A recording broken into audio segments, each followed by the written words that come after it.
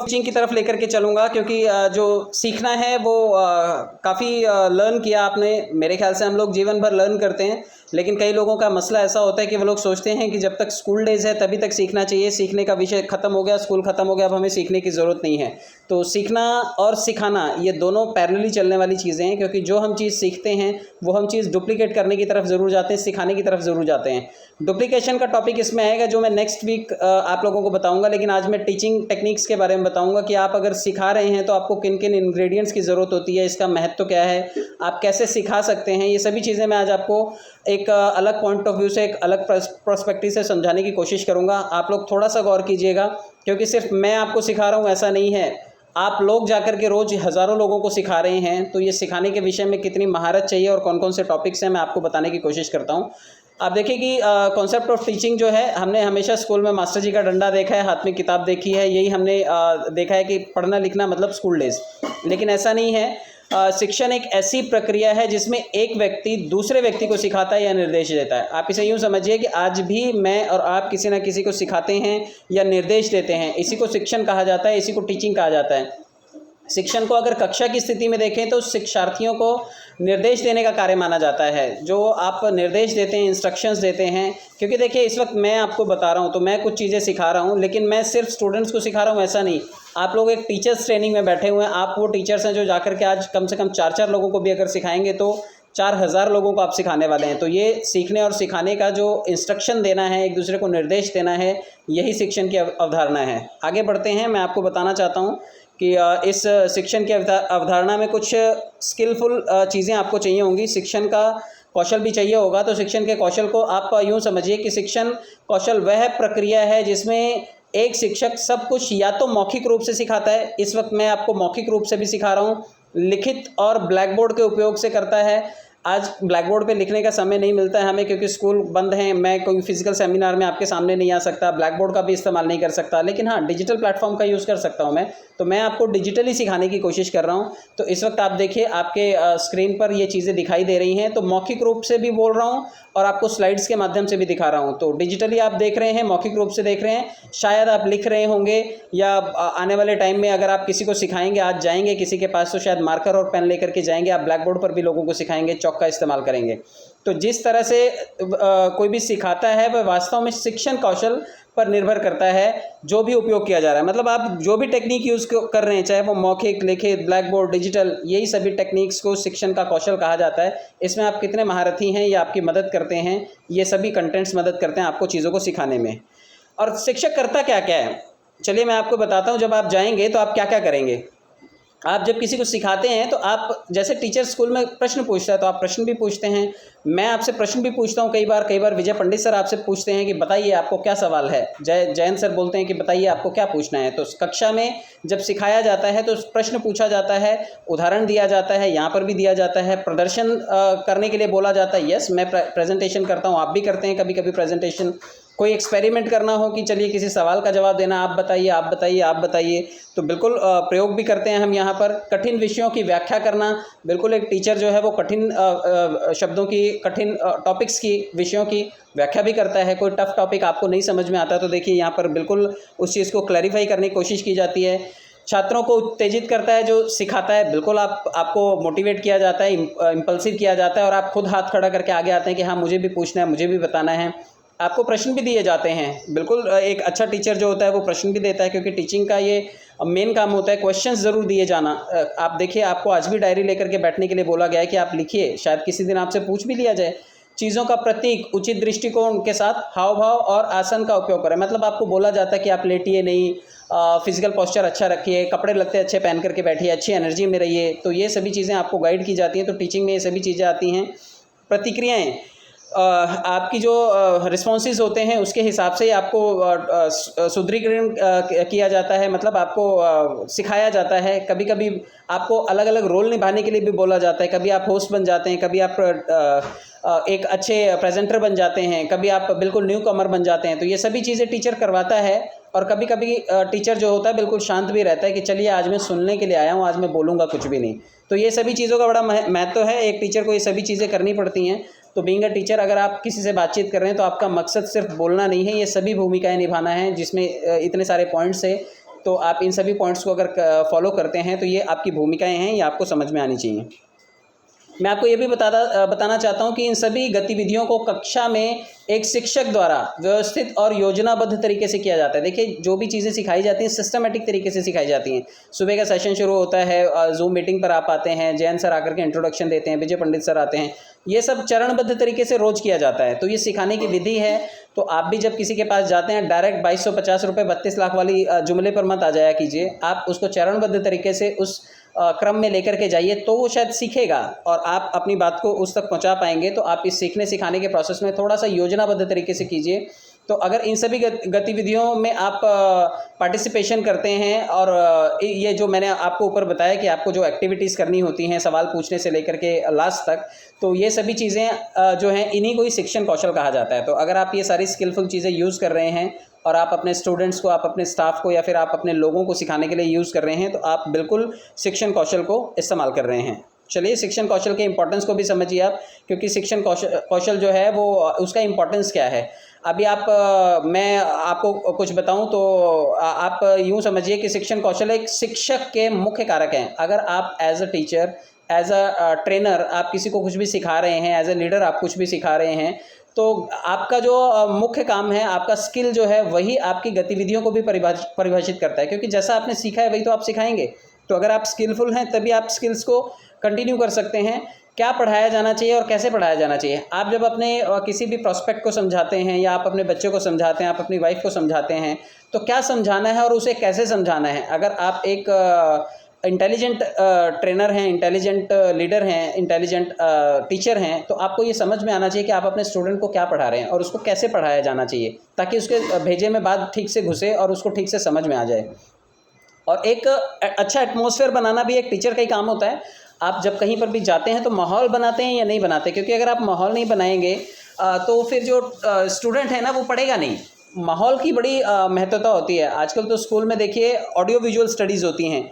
एक बच्चे को बिल्कुल ऐसा माहौल दिया जाता है कि उसको लगना चाहिए कि वो स्कूल में, छोटे बच्चे जो होते हैं देखिए उनको कार्टून दिखाया जाता है, एनिमेशन दिखाया जाता है। टीचर जो है वो भी हाथी घोड़ा बन के दिखाती हैं कि देखो हाथी ऐसे चलता है, घोड़ा ऐसे आवाज़ निकालता है, कुत्ता ऐसे भौंकता है, तो बंदर ऐसे उछल कूद मचाता है। तो ये सभी चीज़ें जो हैं वातावरण बनाने की कोशिश की जाती है, अच्छा एटमॉस्फेयर दिया जाता है।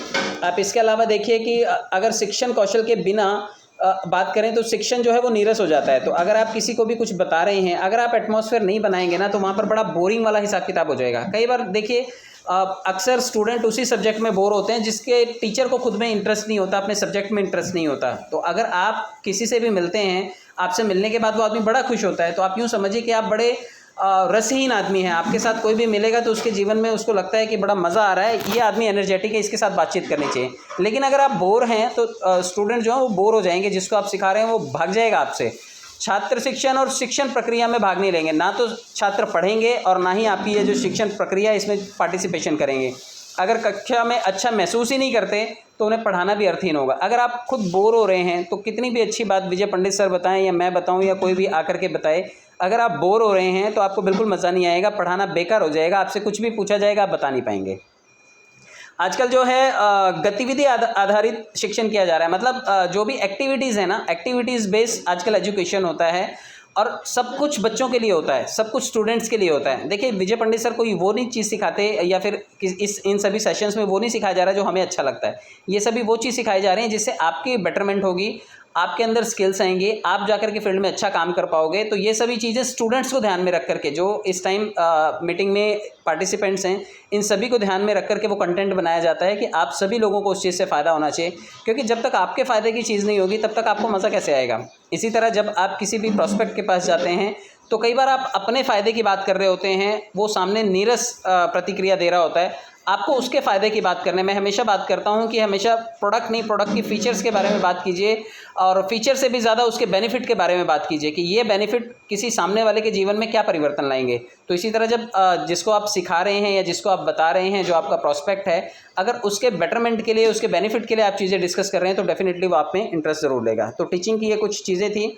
मैं आपको एक और सब्जेक्ट के ऊपर लेकर के चलना चाहता हूँ, क्योंकि हम लोग स्टूडेंट्स नहीं हैं, हम लोग सभी लोगों को सिखाने जाने वाले हैं। तो मैं और आप टीचर्स ट्रेनिंग का पार्ट हैं इस टाइम। आपने देखा होगा जब भी सब्जेक्ट बदल जाता है तो एक सर्व शिक्षा अभियान चलाया जाता है, जिसमें बच्चों को नहीं, उससे पहले टीचर्स को ट्रेंड किया जाता है। तो माइक्रो टीचिंग जो है ये उसी से संदर्भित है। इसमें टीचर्स को वो टेक्निक्स दी जाती हैं कि वो अपने ट्रेनीज़ जो हैं, जो टीचर्स हैं, जो जूनियर टीचर्स हैं, वो अपनी स्किल्स में मास्टरी कर सकें। तो आप यूँ समझिए कि मैं आपको जो सिखा रहा हूँ, इससे मैं आप कोई बच्चे नहीं हैं जिनको मैं सिखाऊंगा, आप लोग खुद मास्टर्स हैं। और मास्टरी कर जाए और अच्छे से लोगों को जाकर के सिखा पाए, इसके लिए ये ट्रेनिंग दी जा रही है। तो आप मास्टर करें अपनी स्किल्स को। तो ये टीचर्स ट्रेनिंग का विषय है, इसलिए इसे माइक्रो टीचिंग कहेंगे। मैं इसका मीनिंग हिंदी में भी समझा देता हूँ।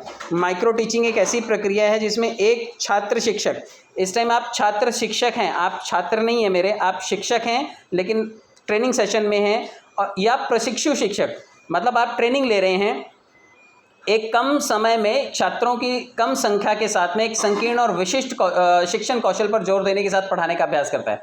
मतलब आपको मैं जो चीज़ें सब्जेक्ट डिस्कस कर रहा हूँ, उससे आप थोड़े समय में स्किलफुल बनेंगे और आप जा कर के लोगों को बहुत अच्छे से सिखा पाएंगे।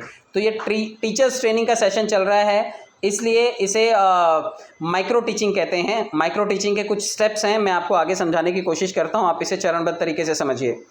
उद्देश्य क्या है, पहले समझिए कि इसका उद्देश्य होता है, माइक्रो टीचिंग का मतलब होता है जो शिक्षक प्रशिक्षु को सीखने और नियंत्रित परिस्थितियों में नए शिक्षण कौशल को आत्मसात करने में सक्षम बनाना।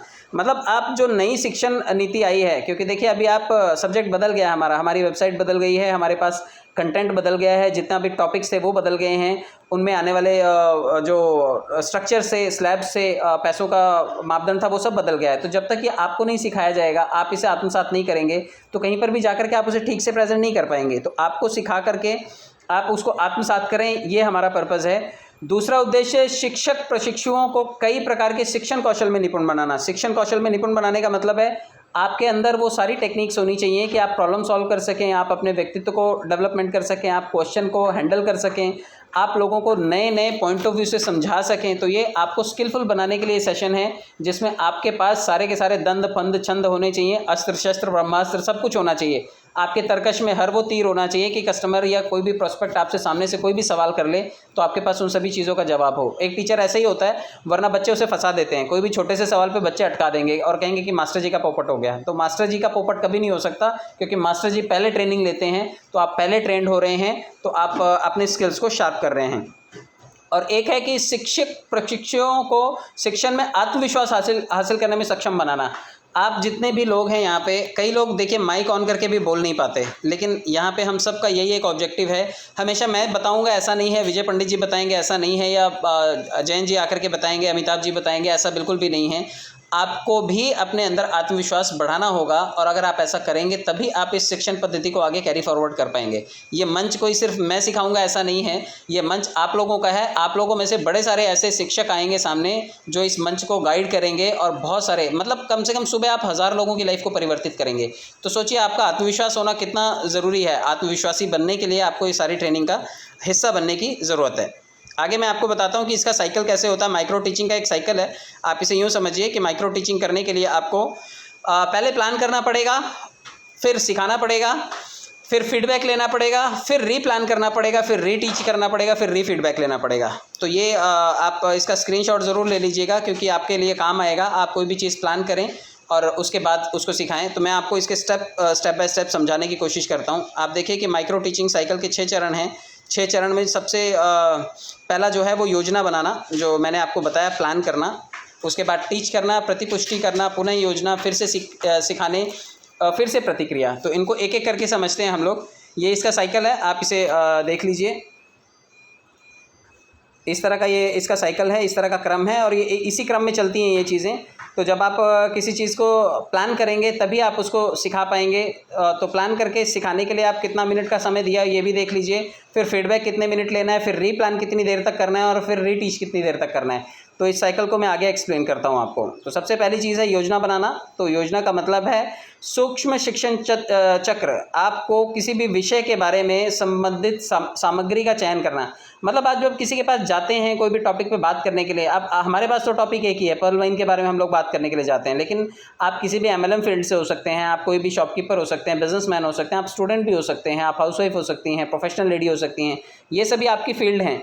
तो आप इसमें से किसी भी विषय के बारे में अगर कुछ भी बात करना चाहते हैं तो योजना बनाने का मतलब है आपको कंटेंट तो इकट्ठा करना पड़ेगा कि आप किस टॉपिक पे बात करने वाले हैं, और आपको ये सभी चीज़ें इकट्ठी करने के बाद अगर आप इसकी योजना बना लेते हैं तो मेरे ख्याल से आपके लिए कोई भी चीज़ जो है वो प्रेजेंट करना आसान हो जाएगा। किसी भी चीज़ का, आप किचन का काम, अगर आप एक हाउसवाइफ हैं, होम मेकर हैं, तो आप घर में अगर खाना बनाती हैं तो आप ये थोड़ी होता है कि पतीला चढ़ा देती हैं उसके बाद ढूंढने जाती हैं कि मसाला कहाँ रखा हुआ है, ये कौन सी चीज़ कहाँ रखी हुई है। आपको अगर कोई भी चीज़ बनानी है तो आप प्रिपरेशन पहले करती हैं, इंग्रेडिएंट्स को पहले रेडी करते हैं और उसके बाद आप गैस ऑन करते हैं और फिर आप खाना बनाते हैं। कई लोग गैस पे पानी चढ़ा देते हैं, उसके बाद गैस जलती रहती है, उसके बाद सामान ढूंढना शुरू करते हैं। अक्सर जेंट्स के साथ ऐसा होता है, तो वो थोड़े से मिसमैनेज तरीके से करते हैं। लेकिन मैं ये बताना चाहता हूँ कि किसी भी इंग्रेडिएंट को अगर आप पहले से तैयार कर लेंगे तो आपके लिए वो कंटेंट परोसना आसान हो जाएगा। तो योजना बनाना सबसे बड़ी चीज़ है। आप योजना बनाइए और उसके बाद आप चीज़ों को आगे प्रेजेंट कर सकते हैं। दूसरे टॉपिक पर बढ़ते हैं। अगर आपने योजना बना ली है तो आपको वो चीज़ सिखानी पड़ेगी। मैंने बोला कि शिक्षण में शिक्षक प्रशिक्षु की गतिविधियों की योजना के अनुसार शिक्षण और शिक्षण की उपयुक्त परिस्थितियों में कौशल के घटकों का उपयोग करना शामिल होता है। आप किसी भी चीज़ को टीच तभी कर पाएंगे जो भी आपने सीखा है। अगर आपने वो सीखा नहीं है तो आपके लिए बड़ा मुश्किल होगा उस चीज़ को टीच कर पाना। तो जो भी, अगर कोई भी परिस्थिति उत्पन्न होती है, अभी देखिए यहाँ पर अगर हमने थोड़ा बहुत भी स्टडी ना की हो, आप लोग जो सवाल पूछते हैं, कई बार इतने तूफानी सवाल पूछते हैं जिसका आंसर ही नहीं होता। ऐसा लगता है कहाँ से लेकर के आए ये लोग, इतना मतलब इतने तेजस्वी छात्र हैं कि कहाँ से लेकर के आते हैं ये सवाल, तो इतना तूफानी करते हैं कभी कभी। और अगर यहाँ पे जवाब ना दे पाए कोई तो ऐसा लगता है उनका 10 ग्राम खून पड़ता है कि अरे देखा हमने सवाल ऐसा पूछा। तो आपके साथ ऐसा नहीं होना चाहिए। कस्टमर कई बार बहुत स्मार्ट तरीके से आपसे ऐसा सवाल पूछ लेता है गोल मोल कि आपके पास उसका उत्तर नहीं होता, लेकिन आपने इंग्रेडिएंट इकट्ठा किया है, कंटेंट इकट्ठा किया है, आपने सब्जेक्ट के बारे में अच्छे से स्टडी की है, तो आप उसको टीच भी अच्छे से कर पाएंगे। किसी भी स्थिति को संभालने के लिए आपके पास साहस और आत्मविश्वास आ जाएगा। अगर आपने कंटेंट अच्छा इकट्ठा किया हुआ है तो आप उसको सिखा भी अच्छे से पाएंगे। आप बोलते हैं कि विजय पंडित सर बहुत शान से बोलते हैं, बहुत स्मूथ बोलते हैं, बहुत एकदम फ्लुएंट बोलते हैं। वो इसलिए बोलते हैं क्योंकि वो अपने सब्जेक्ट की स्टडी बहुत अच्छे से करते हैं। तो जब आप अपने सब्जेक्ट की स्टडी बहुत अच्छे से करेंगे तो आप बोल पाएंगे। कई लोगों के साथ आपत्ति ये होती है कि वो उन लोगों को बुलाया जाए तो 2 मिनट से ज़्यादा नहीं बोल पाते। वो कहते हैं बहुत अच्छा सिस्टम है, बहुत बढ़िया है, बहुत ईमानदार सिस्टम है, कर रहा है काम। इसके अलावा चौथी लाइन उनको नहीं पता कि उन्हें क्या बोलनी है। इसका मतलब उन्होंने अपने सब्जेक्ट के बारे में स्टडी नहीं की है। तो आप अगर सिखाने जाएंगे तो यही 4 लाइनें फिर से गाना गा के आएंगे आप, और फिर आपका पोपट हो जाएगा। तो आपको टीच तभी करना है जब आप थोड़ा सा कंटेंट इकट्ठा कर लें, फिर आप सिखाइए, तो आपका आत्मविश्वास और साहस दोनों होगा आपके पास और आप लोगों को गाइड कर पाएंगे। प्रतिपुष्टि को समझिए। प्रतिपुष्टि का शाब्दिक शब्द प्रतिक्रिया का अर्थ शिक्षक प्रशिक्षु को उसके प्रदर्शन के बारे में जानकारी देना। प्रतिपुष्टि का मतलब होता है कि फीडबैक लीजिए आप, थोड़ा सा जानकारी देना। मतलब कई बार क्या होता है कि जो ताकतवर बिंदु होते हैं उसके साथ साथ कुछ कमज़ोर चीज़ें भी होती हैं। आप अब जब अपना काम करते हैं, जब आप एज अ ट्रेनर काम कर रहे हैं, आप अपने डाउनलाइन को गाइड कर रहे हैं, तो कई बार हम उसको इतना मोटिवेट करते हैं कि वो चने के झाड़ पे चढ़ जाता है। उसको ये बताते नहीं कि बेटा तेरी ये कमी भी रह गई है, तूने इन अच्छाइयों पर तो ज़रूर काम किया है लेकिन ये तेरी कुछ वीकनेसेस रह गई हैं, इन वीकनेसेस के ऊपर भी काम कर ले। तो हम अगर उसको सही दिशा में गाइड नहीं कर रहे हैं, फीडबैक उसको राइट नहीं दे रहे हैं, तो फिर शायद वो ठीक से ग्रो नहीं हो पाएगा। तो आपको 50% पॉजिटिव भी रखना है, तो कम से कम 50% नेगेटिव, दोनों एस्पेक्ट कंसीडर करके चलने हैं। लेकिन कोशिश करनी है कि नेगेटिव्स को आप ज़्यादा हाईलाइट ना करें। कई बार क्या होता है कि लोगों को बाल की खाल निकालने की आदत होती है, वो किसी की कमियों के ऊपर ज़्यादा फोकस करते हैं कि देख तेरी शक्ल ऐसी, तेरी अकल ऐसी, तेरे कपड़े लत्ते ऐसे, तेरी पर्सनैलिटी ऐसी। वो बेचारा डिमोरलाइज हो जाता है। आप अपने स्टाफ को जब भी ट्रेंड करें या जब भी लोगों को एनकरेज करें तो आप उसके पॉजिटिव पॉइंट्स को ज़्यादा हाईलाइट करें, लेकिन कमियों को भी कंसीडर करें जिनको आपको दूर करना है। तो आप अगर फीडबैक ठीक से लेंगे और ठीक से फीडबैक देंगे तो शायद सामने वाले को ये पता रहेगा कि मेरी ये ताकत है और इन कमज़ोरियों के ऊपर मुझे काम करके इनको ताकत में कन्वर्ट करना है। तो स्ट्रेंथ और वीकनेसेस आप अपने लोगों की पहचान सकते हैं और उनको ठीक से गाइड कर सकते हैं, बशर्ते ये कि आपको ये पहचानना आता हो। तो आप फीडबैक ठीक से लेंगे तो आप ये कर पाएंगे। इसके आगे बढ़ते हैं। पुनः योजना का मतलब है कि आपने जो भी आपने सिखाया है, तो कई बार ऐसा ये भी होता है कि जो आपका ट्रेनी होता है ना, वो आपसे भी 1.5 आना होता है। कई बार वो भी चालाक होता है। कई बार हम जिसको बताते हैं वो हमारा टेस्ट ले रहा होता है।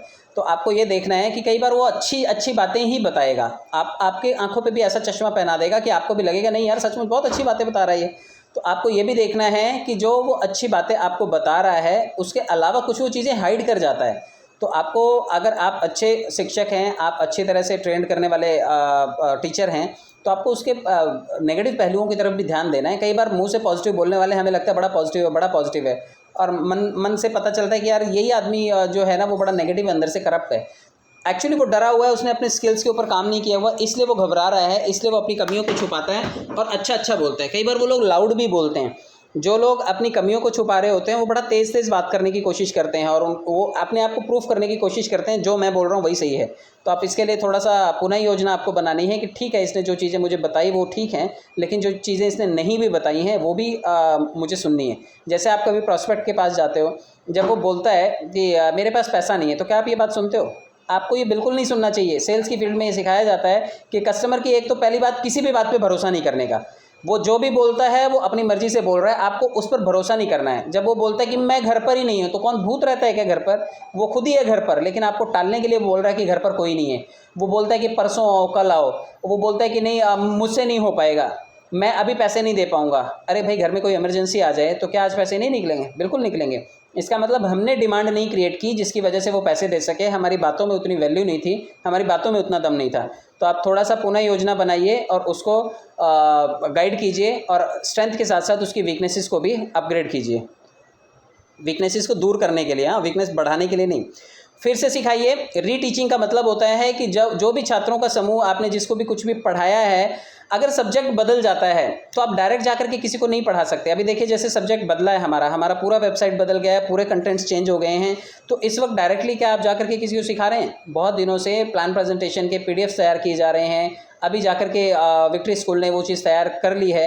अब धीरे धीरे ये चीज़ें, स्ट्रक्चर, स्लैब्स, अमाउंट, ये सब चीज़ें आपको सिखाई जाएंगी और जब आप ये सीख जाएंगे तो फिर आप जाकर के इसे दूसरे लोगों को सिखा पाएंगे और इसी से आपका आत्मविश्वास बढ़ेगा और आपका प्रदर्शन जो है वो बेहतर होगा। क्योंकि डायरेक्टली आपको कंटेंट दे दिया जाता है और बोला जाए कि चलिए आप प्रेजेंटेशन कीजिए, तो प्रेजेंटेशन नहीं हो पाएगा। आप किसी भी इंडस्ट्री की बात कर लीजिए, आप जब भी कहीं पर ज्वाइनिंग करते हैं तो वहाँ पे किसी भी टॉपिक के बारे में अगर आपको सिखाना है तो पहले आपको किसी और का प्रेजेंटेशन दिखाया जाता है, किसी और की ट्रेनिंग में आपको रखा जाता है और धीरे धीरे करके आप उसको कॉपी करते हैं और फिर आप जाकर के पारंगत होते हैं।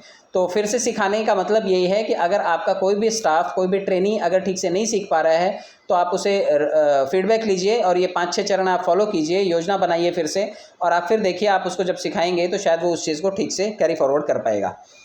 चलिए, पुनः प्रतिक्रिया है एक, इसमें एक ये सबसे महत्वपूर्ण घटक है। जो भी जिस भी दिशा में कुछ भी चल रहा है, आप कुछ भी सिखा रहे हैं, उसमें संशोधन ज़रूर कीजिए। व्यवहार संशोधन के लिए उपयोग किया जाता है। आप कैरेक्टर वाइज कैसे डेवलप हो रहे हैं, आपकी प्रतिक्रिया कैसी है, ये सभी चीज़ें चेक की जाती हैं। अगर आप इस महत्वपूर्ण घटक की बात समझेंगे तो शिक्षक प्रशिक्षुओं को व्यवहार संशोधन के लिए उपयोग किया जाता है। तो आप अपने व्यवहार में कुछ तब्दीलियां ज़रूर लाइए, क्योंकि कुछ लोग ढुलमुल तरीके के हैं, उनको रोज़ एक ही बात बताई जाए लेकिन उनको ये चीज़ पटती नहीं है, वो चीज़ अपने अंदर बदलाव करने के लिए तैयार नहीं होते। तो आपकी जो व्यवहार है उसमें भी डेफिनेटली यू टर्न आपको लाना पड़ेगा। आप जैसे थे वैसे हैं और वैसा ही चल जाएगा और वैसे ही महान बन जाएंगे आप, ऐसा बिल्कुल नहीं होगा। ये स्कूल रोज़ सुबह 7 बजे खुल जाता है। सोचिए कि इस इंस्टीट्यूशन को सुबह 7 बजे खोलने के लिए अपने और व्यक्तिगत व्यवहार में कितना बदलाव लाना पड़ा होगा सभी लोगों को। आज अगर इसमें 1000 लोग बैठते हैं तो 1000 लोगों ने कहीं ना कहीं बाकी लोगों से अपनी मानसिकता को बदला होगा, तभी आज जाकर के वो अपने लिए एक अच्छा प्लेटफॉर्म बना पाए हैं। और शायद ये वही लोग हैं जो आगे चल करके लोगों को बहुत अच्छे से गाइड भी करेंगे और ट्रेंड भी कर पाएंगे। तो आप अपने व्यवहार के अंदर भी चेंजेस पाएंगे अगर आप अच्छी टीचिंग स्किल्स को फॉलो कर रहे हैं। मैंने जितनी भी चीज़ें बताई इनकी अवधि है, एक सेट टाइम जोन है, आप इसको समझ लीजिए। जैसे शिक्षण समय का अवधि था, मैंने बोला कि आपको प्लान करके लगभग 6 मिनट तक सिखाना है। प्रतिक्रिया लगभग 6 मिनट तक। आप जब फीडबैक लेते हैं कम से कम 5 से 6 मिनट अपना फीडबैक ज़रूर लीजिए, क्योंकि कई बार क्या होता है ना, हम कोई भी चीज़ समझा रहा होता है, हम कहते हैं हाँ हाँ समझ में आ गई और हम लोग आगे बढ़ जाते हैं और फिर जा कर के फेल हो जाते हैं। तो कम से कम 5 से 6 मिनट अपना आत्म मंथन ज़रूर करें, रेट्रोस्पेक्शन करें अपना, और अपना फीडबैक ज़रूर लें। पुनरावृत्ति, ये चीज़ें दोहराएं। 12 मिनट तक वापस से इस चीज़ों का अभ्यास करें। रीटीचिंग को 6 मिनट तक करें और पुनः प्रतिक्रिया को भी 6 मिनट तक दोहराएं। जो भी प्रोसेस आपने किया है अपने व्यवहार को चेक करें और उसको रिपीट करें। चलिए, मैंने ये सभी चीज़ें बताई आपको, आप इस प्रोसेस को ज़रूर फॉलो करेंगे। लेकिन एक शिक्षक को जो सिखाने का तरीका होता है उसमें सबसे ज़रूरी चीज़ होती है कि उदाहरण। देखिए, कई बार टीचर जो है ना वो सब्जेक्ट पढ़ाते हैं, वो एग्जाम्पल्स नहीं देते। कई बार वो थ्योरी पढ़ा रहे होते हैं। अगर विद एग्जाम्पल कोई भी चीज़ समझाई जाए तो जल्दी समझ में आती है। तो यहाँ पर लिखा हुआ है कि सरल चित्रण के उपयोग के साथ पढ़ाना शुरू करना चाहिए। अगर आप किसी को भी बताना चाहते हैं तो उसको सरल चित्रों के साथ बताइए। अभी मैं अगर आपको बोलूँ कि आप जो है वो सफ़ेद हाथी के बारे में सोचिए। तो इस वक्त अगर आप जितने लोग भी बैठे हैं, सब लोगों की आंखों के सामने, हालांकि हाथी सफ़ेद देखा नहीं होगा आपने, थाईलैंड में पाया जाता है, लेकिन सफ़ेद हाथी बोलते ही आपके दिमाग में सफ़ेद हाथी का चित्र बनता है। मैं आपको अगर बोलूं कि आप अपने स्कूल डेज़ को याद कीजिए, तो स्कूल डेज़ जैसे ही मैं बोलूँगा आपको अपना क्लासरूम भी याद आएगा, आपको अपनी टीचर भी याद आएंगे, शायद स्कूल का ग्राउंड भी याद आएगा, स्कूल की कैंटीन भी याद आएगी, आपके बैठे हुए बेंच पे दोस्त भी याद आएंगे, क्योंकि ये चित्रण है। हमारे दिमाग जो है वो पिक्चर ब्रेन होता है, ये सारी की सारी मेमोरीज़ को पिक्चर की फॉर्म में स्टोर करके रखता है। तो बिल्कुल आपको ये याद आएगा। और अगर नहीं कुछ तो मैं आपको बोलूँ कि चलिए ठीक है, आप अपनी शादी का दिन याद कीजिए, तो आपको अपनी शादी का दिन बिल्कुल लाइव दिखाई देगा। भले आपकी शादी 20 साल पहले हुई हो या 30 साल पहले, आप उस घटना को तुरंत देख पाएंगे, विजुलाइज कर पाएंगे। तो इसी तरह से देखिए, दिन तो बाकी भी बीते हैं, लेकिन शादी का दिन याद है हमें। तो जितने लोग भी हैं वो चित्रों की भाषा समझते हैं, क्योंकि हमारा ब्रेन स्टोर ही चित्रों की फॉर्म में चीज़ों को करता है। तो आप चित्रों का उपयोग कीजिए और चित्रों के साथ में लोगों को सपने दिखाना शुरू कीजिए। अपने प्लान को अगर आपको किसी को देना है तो उसको बताइए कि उसके जीवन में किस तरह से बदलाव आ सकते हैं, कैसे उसके जीवन में बुढ़ापे में उसके पास अच्छा पैसा हो सकता है, कैसे उसकी बेटी की शादी बहुत अच्छे घर में हो सकती है, कैसे बेटी को बतौर दहेज वो बहुत कुछ दे सकते हैं और अपने बेटे के लिए बतौर विरासत बहुत कुछ छोड़ सकते हैं। तो जब ये कोई भी चीज़ विजुअलाइज़ करेगा ना, आप फीमेल है ना बेचारी, वो थोड़ी सी भावुक होती हैं, आप उन्हें सिर्फ एक साड़ी के लिए भी मोटिवेट करेंगे ना कि मैडम आप इससे जुड़िए, आप महीने में एक साड़ी ज़रूर खरीद पाएंगे। फीमेल्स बेचारी इसी से ही एक्साइटेड हो जाती हैं, छोटे छोटे सपने होते हैं उनके, छोटी छोटी चीज़ों से वो कॉम्प्रोमाइज़ कर लेती हैं। तो आप चित्र तो दीजिए। आप बताते रहते हैं मेरा प्लान, मेरा गणित, मेरा ये कैलकुलेशन, आप देखिए ये लाख, ये करोड़, ये अरब, ये खरब, इनकी कोई पिक्चर ही नहीं है, अरब खरब की कोई पिक्चर है ही नहीं है। लेकिन हाँ, खूबसूरत घर की पिक्चर है, आप घर की पिक्चर बनाइए। आप उनको गाड़ी पूछिए कि उनको कौन सी गाड़ी पसंद है, तो एक दिन उनके दरवाजे के सामने वो गाड़ी खड़ी होगी, आप उनको इमेजिन करवाइए। बाइक किसको पसंद है, कोई भी कॉलेज गोइंग को लड़के को अच्छी बाइक पसंद होती है, आप पूछिए कि कौन से मॉडल का बाइक उसको चाहिए, तो आप देखिए वो बिल्कुल आंखों के सामने उसको वो बाइक दिखाई देगी कि यस ये बाइक मुझे चाहिए। तो चित्र जब होते हैं तो एक आदमी को विजुअलाइज़ करना बड़ा आसान होता है। तो आप चित्रों से लोगों को सिखाइए, इसलिए आजकल एनिमेशन और ग्राफिक्स के ज़रिए स्कूल में स्टूडेंट्स को सिखाया जाता है। एक ये भी हो सकता है कि अगर उदाहरण में बताई गई कुछ जानकारी काफ़ी इफ़ेक्टिव भी हो सकती है और कुछ अप्रासंगिक भी हो सकती है, प्रासंगिक भी हो सकती है। मतलब अगर चित्र जटिल दे देंगे आप बोलते हैं कि समुंदर के नीचे जाइए, पत्थर होगा, पत्थर को हटाइए, एक बर्तन होगा, बर्तन को खोलिए, उसमें फिर पानी होगा, उसका कलर देखिए, अरे कन्फ्यूज हो जाएगा वो आदमी, वो कन्फ्यूज़ हो जाएगा कि सांस कहाँ से ले और आगे का आप जानते हैं। तो मैं आपको यही बताना चाहूँगा कि आप कोई भी सरल चित्रों का इस्तेमाल कीजिए। सरलता जब आप सामने वाले को परोसेंगे तो वो बड़ी जल्दी विजुअलाइज़ कर लेगा। सरल उदाहरण होना चाहिए। जटिल काम को करने के लिए भी आप अगर सरल उदाहरण देते हैं तो सामने वाला उसको बहुत आसानी से कर जाएगा। कई लोग प्लान जब बताते हैं ना तो थोड़ा एनिमेशन की फॉर्म में बताया कीजिए। आजकल आप यूट्यूब पे वीडियोस देखिए, एनिमेशन की फॉर्म में वीडियोस आते हैं। अगर लकड़हारे की कहानी सुनानी है कि लकड़हारे के 4 बेटे थे, तो फिर वो छोटा सा एनिमेशन दिखाएंगे कि 4 अलग अलग कार्टून दिखाएंगे, फिर वो लकड़ी का बंडल लाएंगे, फिर वो एक एक तोड़ते हुए दिखाएंगे, फिर चारों को एक साथ नहीं तोड़ पाएंगे, एकता में बल। तो इस तरह से वो पिक्चर की फॉर्म में जब दिखाते हैं तो लोगों को, बच्चों को याद रह जाता है। इसीलिए जितने भी बच्चों के कार्टून्स होते हैं वो सबसे ज़्यादा चलने वाले कंटेंट होते हैं घरों में। मैं और आप, मेरे घर में 2-2 टीवी हैं, लेकिन एक बेटी ने कब्जा कर रखा है, दूसरी बेटी ने कब्जा कर रखा है। आपके घर में भी यही होता होगा। जब बच्चे कार्टून पे बैठ जाते हैं देखने के लिए, तो आप देखिए कई बार हम भी कार्टून देखने में रस ले रहे होते हैं, क्योंकि कार्टून को हम इमेजिन कर पाते हैं। वो कैरेक्टर कहीं ना कहीं हमें हमारे जैसा लगता है, बच्चों को वो कैरेक्टर उनके जैसा लगता है। तो आप एनिमेशन बनाइए, लोगों को पिक्चर इमेजिन करवाइए और बिल्कुल वो उसे अच्छे तरीके से करना पसंद करेंगे और उनको समझ में आएगा। और इवन आपके टीम को भी आप इसी तरह से मोटिवेट कर सकते हैं।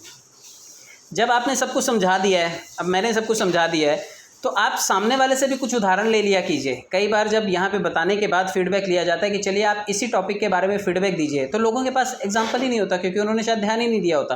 तो अगर तो आप एग्जाम्पल दे पाते हैं, इसका मतलब आपने अपनी बुद्धि के दरवाजे खोले और अच्छा उदाहरण दिया, आपको इसका मतलब समझ में आया। लेकिन अगर आप उदाहरण भी नहीं दे पाते हैं तो कहीं ना कहीं आपके सीखने में दोषपूर्ण तरीका है। आपने कहीं ना कहीं सीखने में थोड़ी सी कोताही की, आपने इसका मतलब ध्यान से नहीं सुना।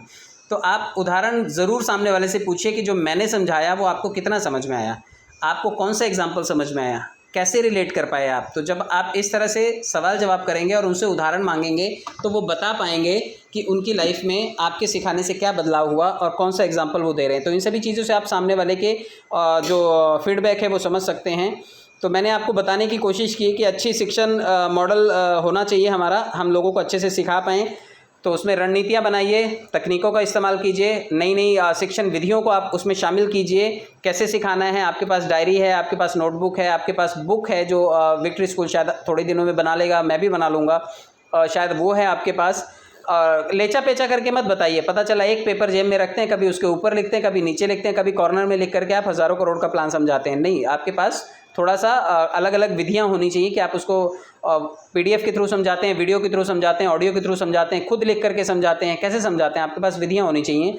आदेशात्मक उद्देश्य अनुदेशात्मक उद्देश्य मतलब आपका ऑब्जेक्टिव क्या है, आपको ये क्लियर होना चाहिए। शिक्षण में मददगार सामग्री आपके पास होनी चाहिए, आपके पास हर वो चीज़ होनी चाहिए जिससे आप अपने प्लान को, अपने सिस्टम को ठीक से समझा सकें। अच्छा शिक्षण और शिक्षण का माहौल होना चाहिए। कभी भी किसी को भी प्लान देने के लिए सड़क पे चलते चलते मत बताइए, आप पहले एक रेपो सेट कीजिए, क्योंकि आजकल टेलीफोनिक हम लोग बातचीत कर रहे हैं, तो टेलीफोन पे बातचीत कीजिए, ठीक से पहले हालचाल पूछिए, व्यवहार पूछिए, कामकाज का स्टेटस पूछिए, घर परिवार एरिया की स्थिति पूछिए, थोड़ा कोरोना के बारे में भी पूछिए, गाइड भी कीजिए हेल्थ के बारे में, और फिर अपना प्लान भी परोसिए। माहौल बनाएंगे तो कोई भी चीज़ जो है वो अच्छे से आप फॉरवर्ड कर पाएंगे।